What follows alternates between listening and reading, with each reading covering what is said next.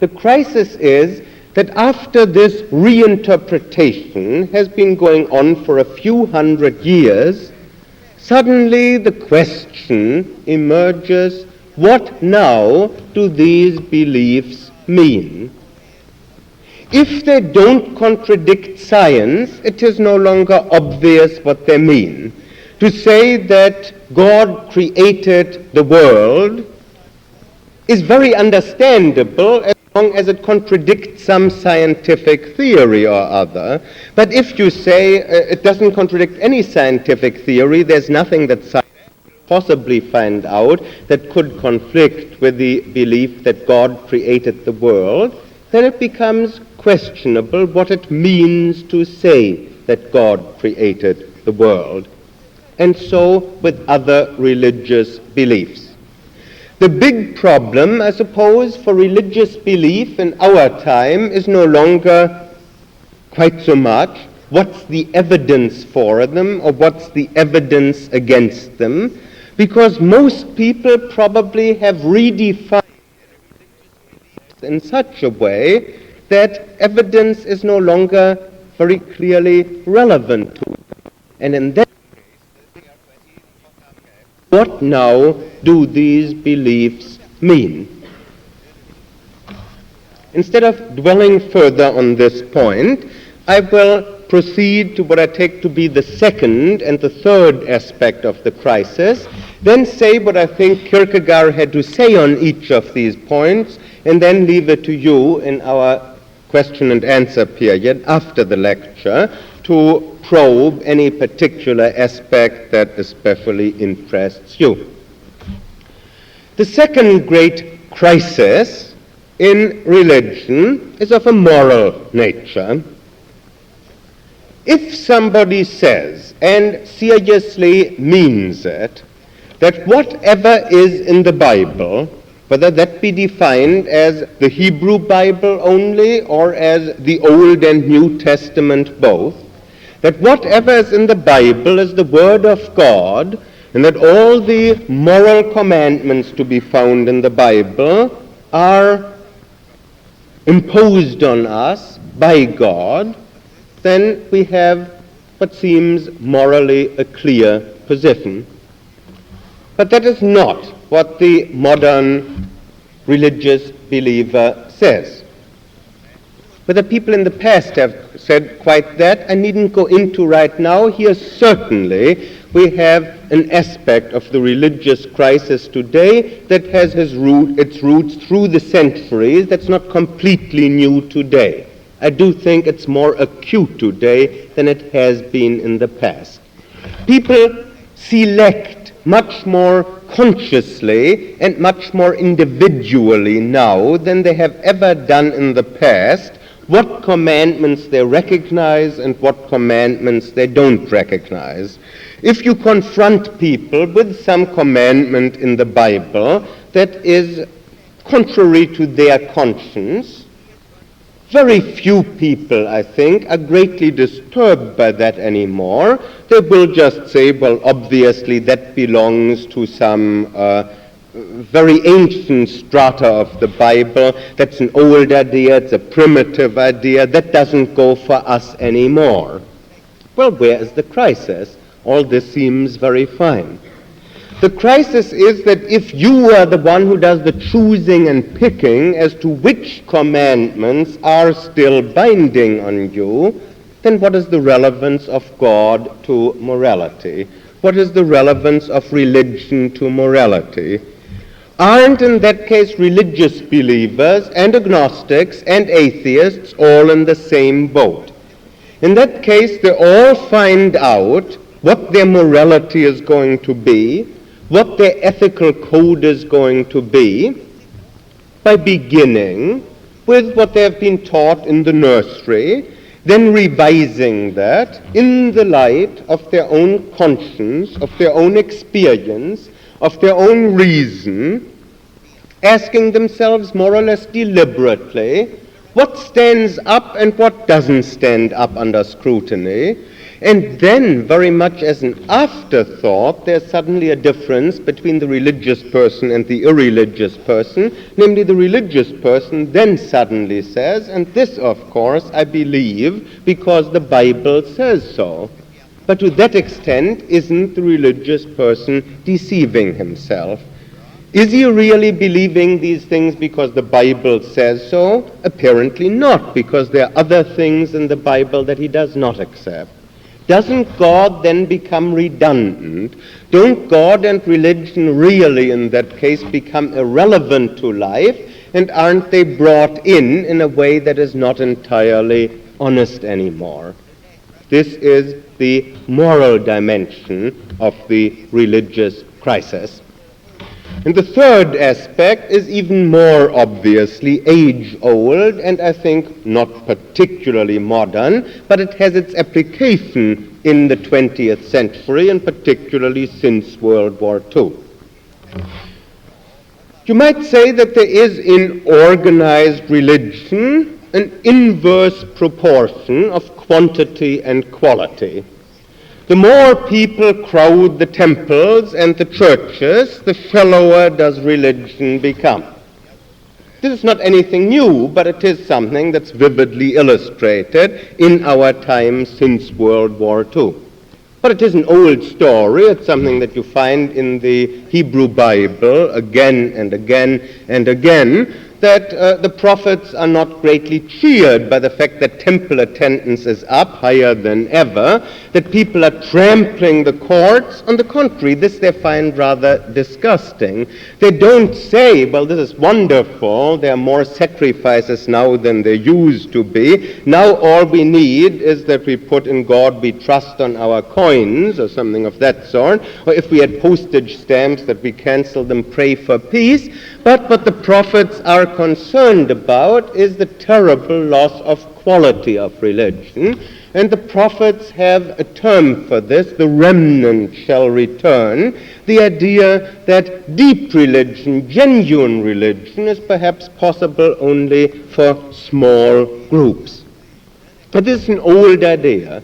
The idea, if you want to put it somewhat aggressively, which is appropriate if we want to connect this in a moment with Kierkegaard, that perhaps organized religion is something of a cancer, something that proliferates without aim and threatens to kill genuine religiousness.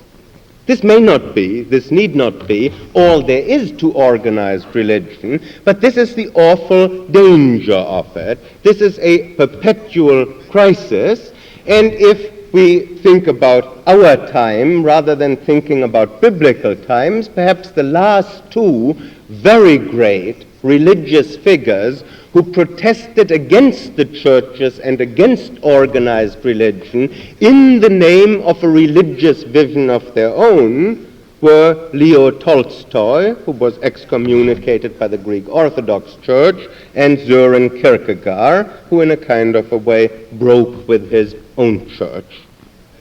Now, if we then relate Kierkegaard to the crisis in religion, he is easiest to relate to this last point. He denounces organized religion, not necessarily in principle. He doesn't say there shouldn't be churches, but he thinks that the churches that exist in his own time in Denmark in the 1840s and 50s somehow don't come up to scratch at all. And if we look at what he criticizes the churches in his own country in the 19th century for, it is quite clear that his criticisms also apply at least as much, if not more, to the churches in our time. It is interesting in that connection that what he would like the churches to do is to be much more authoritarian. He attacks them because they don't lay down the law to people, because they are too liberal. But surely the same would apply to our churches today, which more or less take the attitude that as long as you go to any church or temple or something of the sort, it's all right, that any religious faith will do, no matter what it is, that one ought to have some faith in some organized religion or other, and let me be blunt, not take it too seriously. If you think that I'm myself not entirely serious about this, let me give an illustration that, even if you would find it mildly ridiculous, will bring out how dead serious I am about it. I don't think that the people of the United States today would stand for a presidential candidate who would not be affiliated with some organized religion. They do want their candidates to have some ties to some organized religion. But if Mr. Kennedy said, I take my Roman Catholicism seriously, he'd be through. And if Mr. Nixon were really a Quaker, instead of saying, I am in favor of fighting, then he would be through. What they want is a Quaker who is no Quaker and a Roman Catholic who is no Roman Catholic.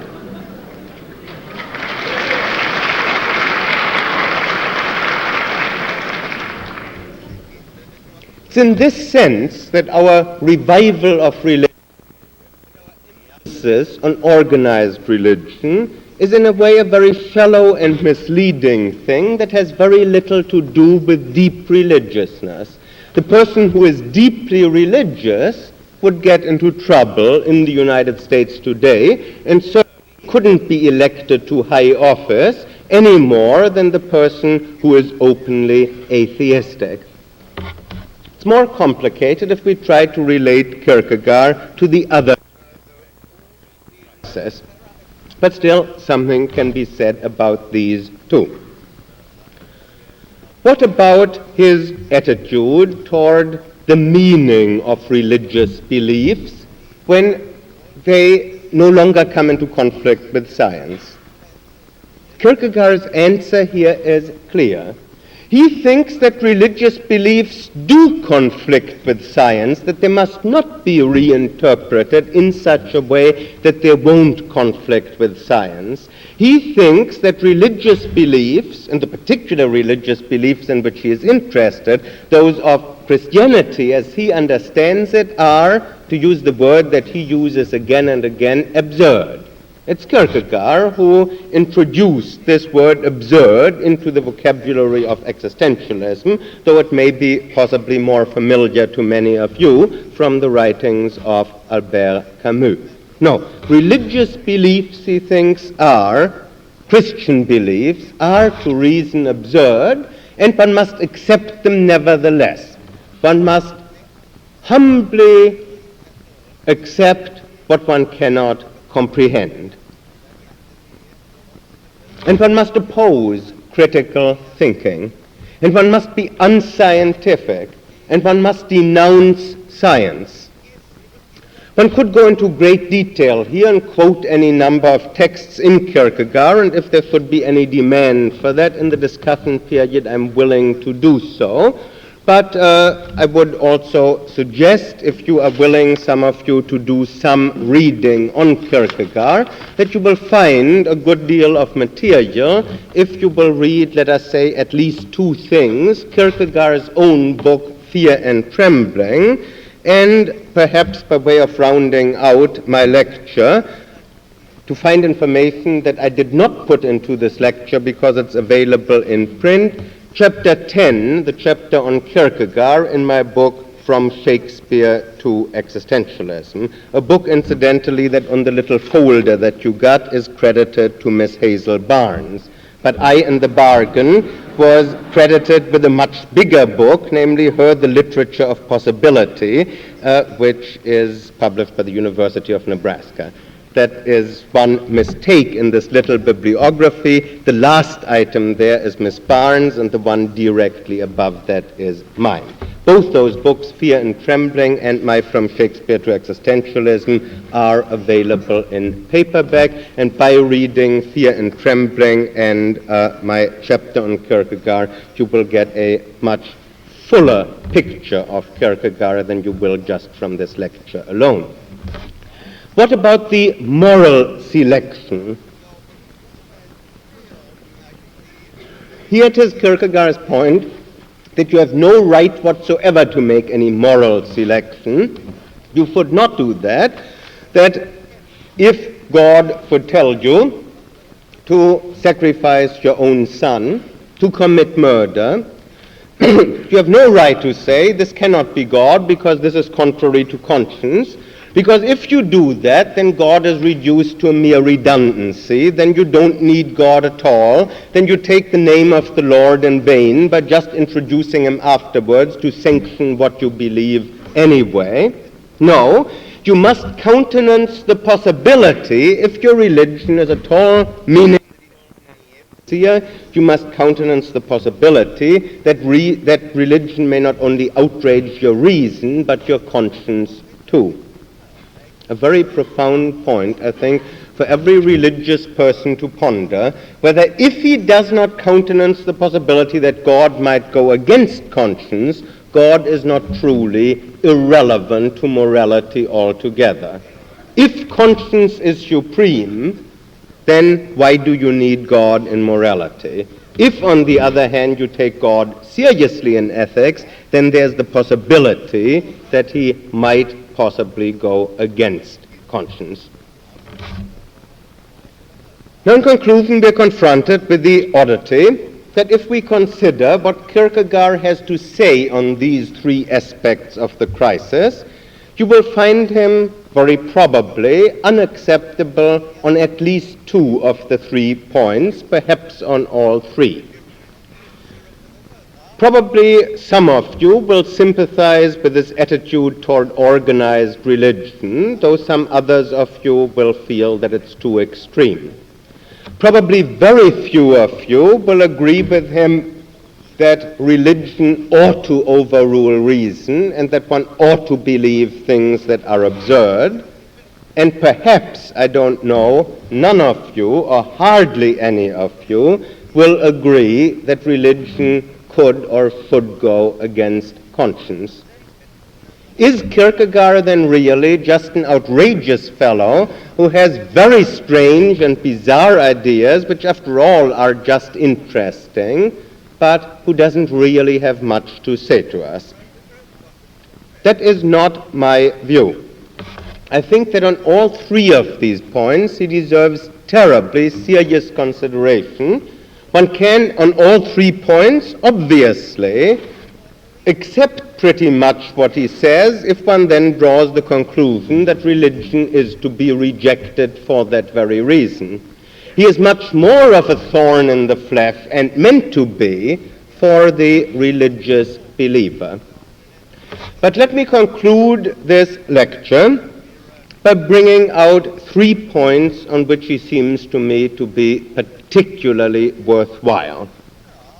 Number 1, we find in Kierkegaard, and particularly in that very difficult and abstruse book, The Sickness Unto Death, which comes together with Fear and Trembling in the same paperback volume, complete and unabridged, we find him saying in that almost all men are in despair, whether they know it or not, the one exception being the true Christian, if there should be any true Christian today. Now, this at first glance seems meaningless. Does it make any sense to say that somebody is in despair but he doesn't know it? This seems very strange. It seems as if he didn't know how to use language. Here you can try to defend him in 2 ways. The first way of defending him would be, if I may say so, the theological way, namely you redefine the terms. And this Kierkegaard does, sort of in passing, but if this were all there were to him, I personally wouldn't take him terribly seriously. He does say that despair can be defined as the wrong relationship to God. Well, of course, if you say that, then you can say that almost all men are in the wrong relationship to God, although they don't know it. There's no paradox about that. But then why call that despair? That's arbitrary, to save a paradox by redefining the terms. But Kierkegaard also says something much more interesting to my mind in the same book, namely that despair means being in a wrong relation to oneself. And might it not be the case that almost all men are in the wrong relationship to themselves, although they don't know it? That makes a lot of sense, and we can specify what this wrong relationship to themselves is. They are running away from themselves. They are trying to escape from themselves. And this surely is a profound analysis of modern man, and we can leave open the possibility that perhaps it's a profound analysis not only of modern man, possibly of men at all times. And Kierkegaard would say further that philosophy and science and society all help men to escape from themselves, all help men to run away from themselves. Men are afraid of being alone with themselves because they might encounter themselves. They're afraid of solitude. As Kierkegaard once puts it, they can't think of any better use for solitude than as a horrible punishment. So they seek togetherness. They seek community activities, and the churches help them. The churches become great centers for community activities. The churches help men to escape from themselves. Here I think we have point number one that's eminently worthwhile. Point number two is that he is against Hegel's dictum that our society is the freest that ever existed, and that what we should do is absorb its values and conform and believe in progress and be proud of our achievements. But surely that wasn't just the view of Hegel. That's the view of almost all our secondary school teachers in the United States today. And Kierkegaard says that this is a terrible view, that we should realize that this optimism is unfounded, that the true individual, the person who takes problems seriously, is in despair. His problems are not solved by science and society, and what you should do is not conform and not absorb the values of your society, but stand alone. That's point number two. And third and last, Kierkegaard's criticism of liberal Christianity and perhaps of liberal religion quite generally bears thinking about. And his interpretation of Christianity as deeply authoritarian, although perhaps not very appealing to the 20th century mind, might well be historically more correct than the more appealing interpretations to which we are accustomed today. When Kierkegaard says that Christianity is authoritarian, I think he is right. But he is also right when he says that Christianity teaches us to leave father and mother and to stand alone. That the original teaching of Jesus is not that the family that prays together stays together, but quite to the contrary, that you should not pray together, but that you should shut the door and pray by yourself. Here Kierkegaard speaks as a true heir, not just of Jesus, but perhaps of the prophets too. Let me end with a final dig against a very popular contrast today, with which probably most of you are familiar. That between the good guys and the bad guys, the authoritarians and the humanists. We classify people, and the authoritarians are the bad guys, and Kierkegaard clearly was authoritarian. You can quote him along that line again and again. And the humanists, they have the good beliefs. One thing that I will try to get across in all of these lectures, and quite emphatically today in the first one, is that one can learn a great deal from people who were authoritarian, and that Kierkegaard was one of them. We must not say people are black and white. Let's first see whether they are on the right side, and if they were, we will learn from them. But we may find that people who outrage us and to embarrass us and to annoy us and with whom we differ may be among the people from whom we have the most to learn. And that's one reason why I'm devoting these 3 lectures to 3 very outrageous people. Now, let's have questions. Please speak loudly enough that not only I can hear you, but other people too. Before I came here tonight, I looked at the encyclopedia on the question of dissension, and I noticed that it is the problem of getting into one crisis and letting it solved, and then to get into another crisis. The life is that way on, but after tonight's lecture, I learned that Existentialism, rather, is sort of a rebellion against accepted conditions. Would I be wrong or right? If I understand the question right, you found somewhere that existentialism was defined as the belief that one just goes from crisis to crisis. I don't think that would be a very good definition of existentialism. This is not a point on which the people who are chiefly called existentialists have taken any particular stand, but you might say, and this is what I did try to say, that existentialists, instead of emphasizing what is ordinary and usual in life, emphasize the crises, and so give the impression that life consists very largely of crises.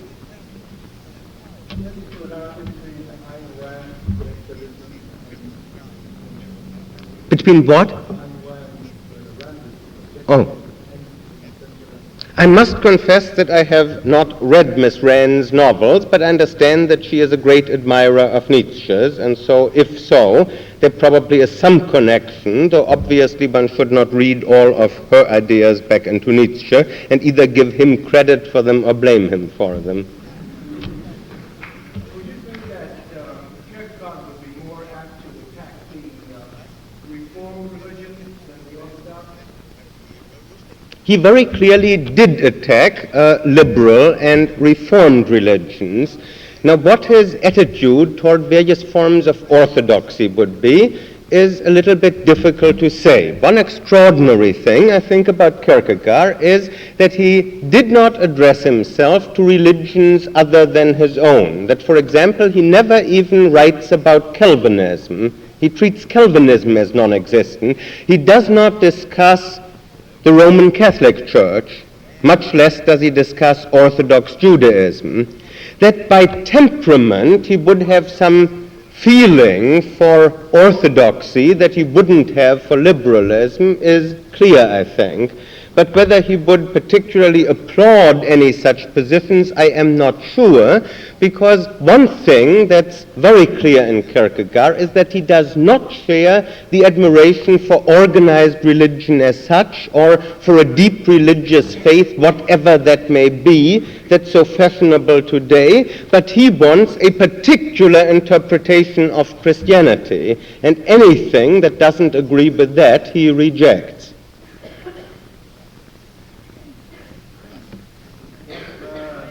Everybody following existentialism emphasizes the importance of individual speaking regardless of his fellow man. To a great extent, highly individualistic, could society carry on with everybody as they suspended? I think the answer is no, but the answer is also that that this is not a terribly relevant objection. Perhaps one doesn't have to worry about that too much. The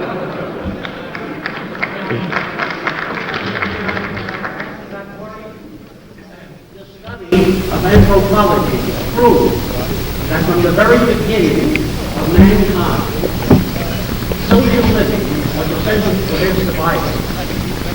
That living alone, the human race could never have survived. And we are today at a certain stage in that stage of evolution, which goes back about 1 million years. Now, if we today don't follow that same pattern, we also can be deceived. So it is important, it's extremely important, and they are identical to your statement, which they laugh at. Yes, but I think we haven't come to Sartre yet. We've talked about Kierkegaard today, and I think it would be fair to say that Kierkegaard is not too terribly worried, any more than I would think Jesus was, and Kierkegaard is a Christian.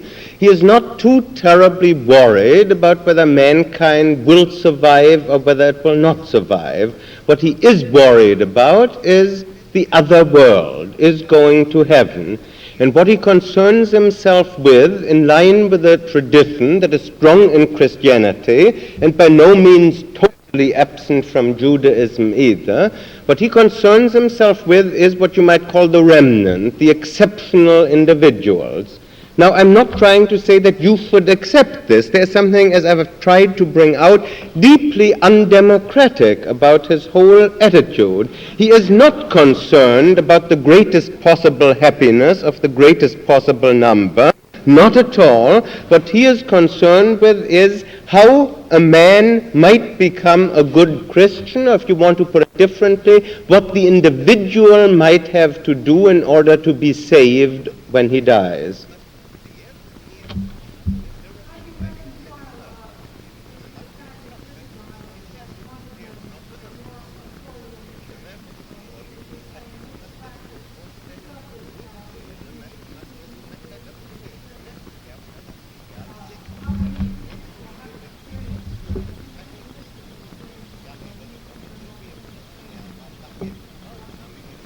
This is something that's puzzling in many a reformer, that he revolts against the church, but then may add, and this is Kierkegaard's line clearly, that he revolts against it in part because it isn't authoritarian enough.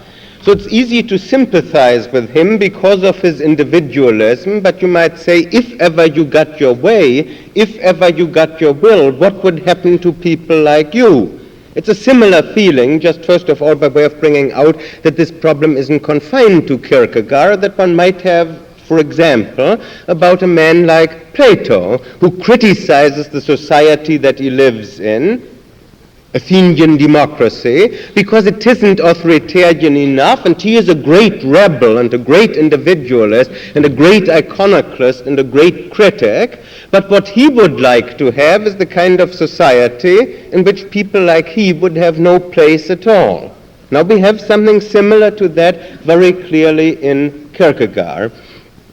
And I think what he would say is that certain kinds of belief should be insisted on by the church, and that there should not be any leeway when it comes to whether you do or don't accept central dogmas about Christ, but that, of course, the individual might have some leeway in having some deep experience. What he objects to is a religion in which deep experience is something that would be an embarrassment, in which deep experience would almost disqualify anybody from membership because it just wouldn't belong, because it would be so extraordinary and exceptional. The deep experience is compatible, I should think, with a more authoritarian setup. Perhaps I can draw an analogy here which will be familiar to some of you, and that would be that perhaps in Orthodox Judaism, in religious services, you would be much more likely to see many people seized by stark religious experience than you would in more liberal services. And perhaps you would find the same sort of thing also between fundamentalist Protestant services and liberal services. The deepness and the intensity of the experience is compatible with a good deal of traditionalism and orthodoxy.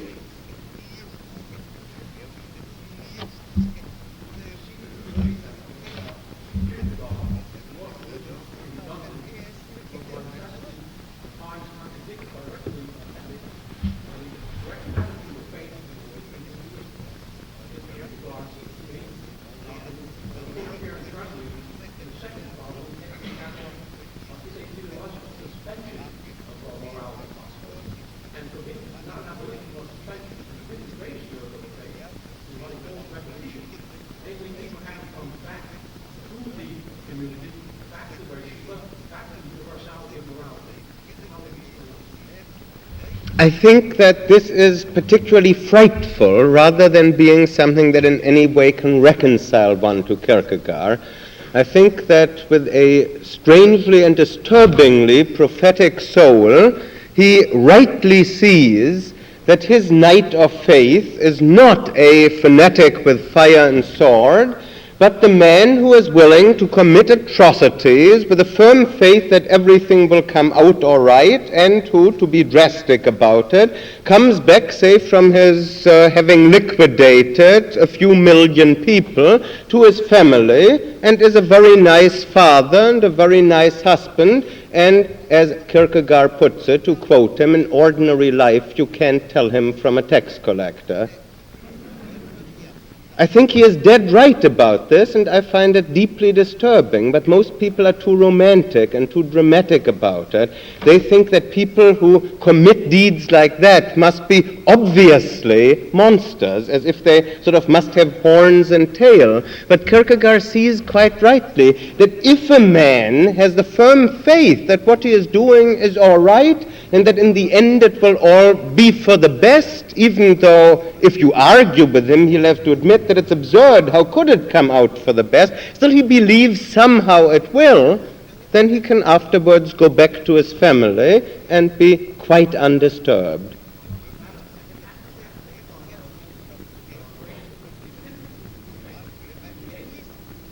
Exactly, that's what I'm saying. But a man like Kierkegaard wistfully deplores his own rationality, his own integrity, his own conscience, saying, if I did a thing like that, I would not be able to go back. And instead of saying, that's because I am too decent a man, he says, that's because I don't have the kind of faith that one ought to have.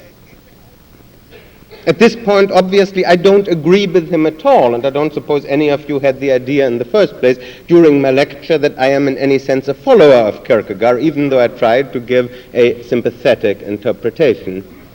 What explains today's interest that Kierkegaard has found among so many people today who really disagree with him? A man who is so contrary to the spirit of modern times.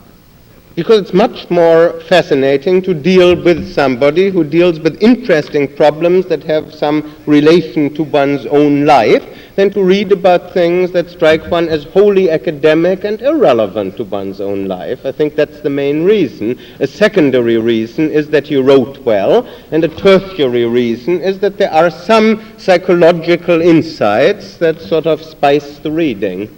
There was a lady a little to the left there.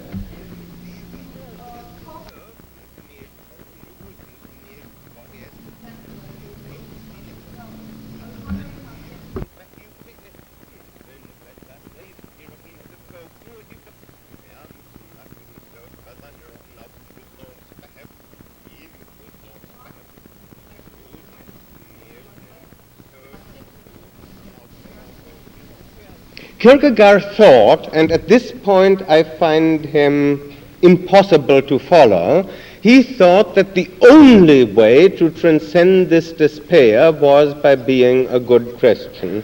At this point I simply cannot follow. This doesn't make any sense to me at all.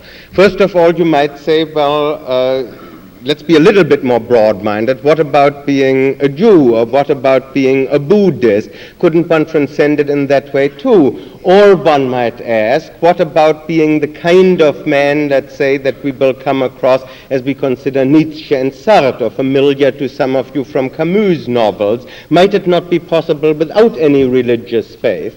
I think here Kierkegaard doesn't argue, but is just dogmatic, and to me, at this point, he isn't plausible at all.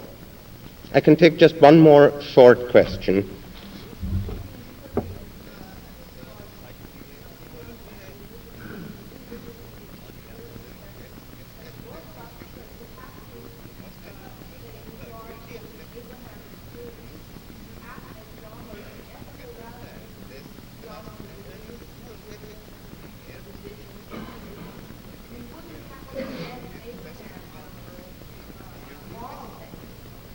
I don't see why the Orthodox Church, why a church that would measure up to Kierkegaard's expectations, would have to condemn Abraham. What Kierkegaard is saying, in effect, is the parson is a hypocrite if he praises Abraham Sunday morning, but Sunday afternoon, if a member of his congregation should go out to do likewise, would try to stop him.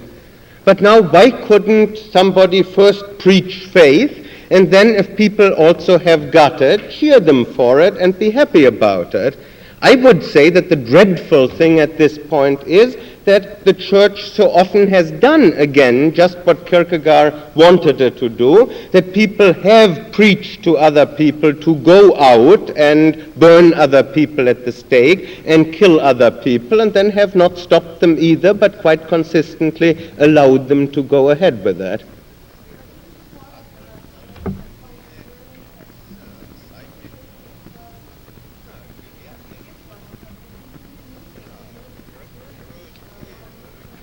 You're entirely right that according to Kierkegaard, Abram couldn't communicate it, but the parson might do what Kierkegaard says he would do, just reverently stand back and say, here is a great man, here is the kind of man who resembles Abraham, let's canonize him. On that note, let's close for today.